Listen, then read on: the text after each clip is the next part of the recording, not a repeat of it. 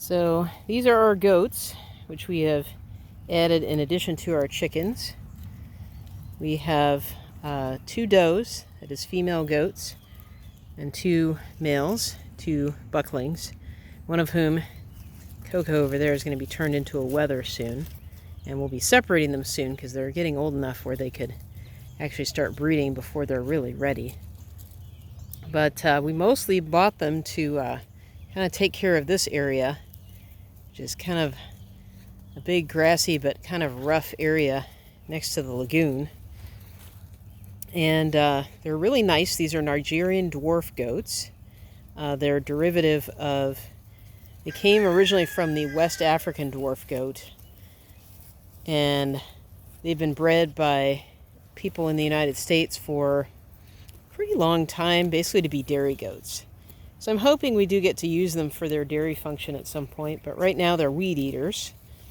And we have also added some, I mentioned the sheep that was a loner, but we got 2 of our own to help take care of our weed issues back here. And, you know, they say, why don't you just use a lawnmower?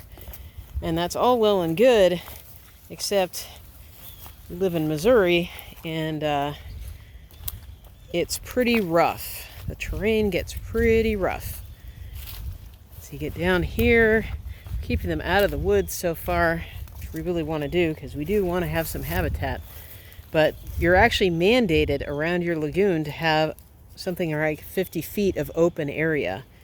And so if you can't mow it, there's really not a whole lot of other options other than using animals, which is what we're doing because we figured animals would be cheaper and more fun than trying to get a tractor that could handle this. And I mean, it's really almost at a 45-degree angle through part of this, and that, even with a tractor, that would be pretty dangerous to mow with a bush hog and a tremendous investment. But so we decided to use animals, and now we've got not just the goats and the sheep, but we've also got chickens. And so they're hopefully going to clear a lot of this out, and then eventually we'll get a gate so that we can make our own little path through the woods and hopefully get some morel mushrooms growing out there, because there don't seem to be any right now.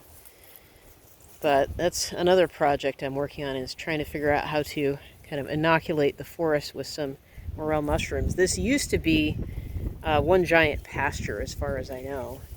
And there's just a lot of the trees are pretty small because it hasn't been really forest for that long in the grand scheme of things.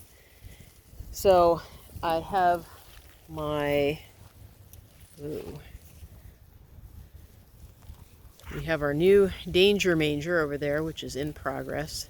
And then we've got some pecans. There's one on the outside, there's one on the inside. And then some persimmon trees, but they don't seem to like persimmons, which is kind of bad because unfortunately a lot of the material out here is persimmons. So, but it's quite a nice situation because the chickens are happy, the goats are happy, and they have lots of bugs and things to eat. Hopefully they'll eat up a lot of the ticks. We've got a real tick issue back here. And hopefully that'll go away as they kind of clean this up. And, you know, we may end up with more goats if we keep some of the babies from our breedings eventually, probably in the fall. I'm probably going to keep I haven't decided where exactly I'm going to put the males and the females, but I have an electric fence ready, so I'll probably experiment with that to give them a little sub area that they can hang out in. But anyway, that's kind of what's going on in addition to the garden. And so far it's pretty darn nice. So if you like this kind of content, like and subscribe, and there'll be more of this, plus all kinds of other stuff like looking in microscopes and growing things and looking in flowers, you name it. If it's related to biology, I'll probably take a look at it.